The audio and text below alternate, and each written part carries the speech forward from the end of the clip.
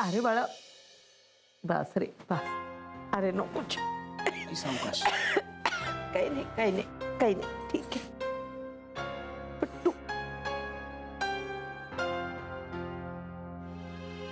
अरे तू अजून कामाला नाही गेलास?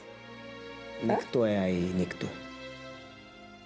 जा बाळा, उशीर करू नकोस, वेळेवर जाच. आधी मला सांग, तुला बरं वाटतंय का? हो, बरी बरी आहे मी. फक्त थोडासा थकवा जाणवतोय. अँटीबायोटिक्सचा आहे तो. तर बरं वाटतंय पण मला. अरे सुनीता कुठे आहे? तुझ्यासाठी खिचडी बनवतीये पातळ.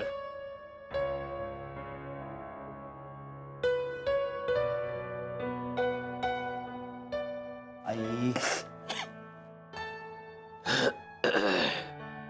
आई, अगं रडायला काय झालं तुला? काय रडतेस?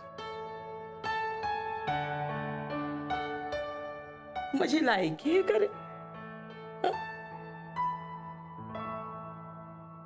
अगं पण आई प्लीज आत्ता रडू नकोस. आत्ता कुठे तुला बरं वाटतं? तू पड, आराम कर, चल. तुम्हा सगळ्यांचं पटलंय रे मला.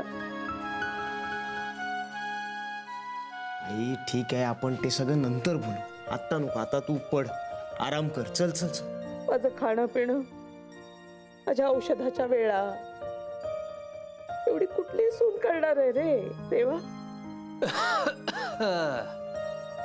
किती मायेने करते माझं सगळं. आणि ह्या सुनेला मी घरात घेत नव्हते. अरे लाज वाटते मला माझी स्वतःची. कशी वागलेली. माझं चुकलंय, माझं खरंच खूप चुकलंय रे. हे बाळा, तू मला माफ कर रे. अरे मला खरंच माणसांची पारख नाहीये. पैशासाठी मी तुला देखील विकायला निघाले होते. आई होण्याची सुद्धा लायकी नाहीये माझी, तर सासू कशी होणार?